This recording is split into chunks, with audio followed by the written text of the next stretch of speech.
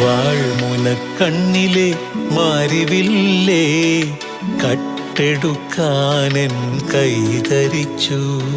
തൊട്ടപ്പോൾ മഴവില്ല് തേൻമഴയായി, ആ മഴ ആദ്യാനുരാഗമായി.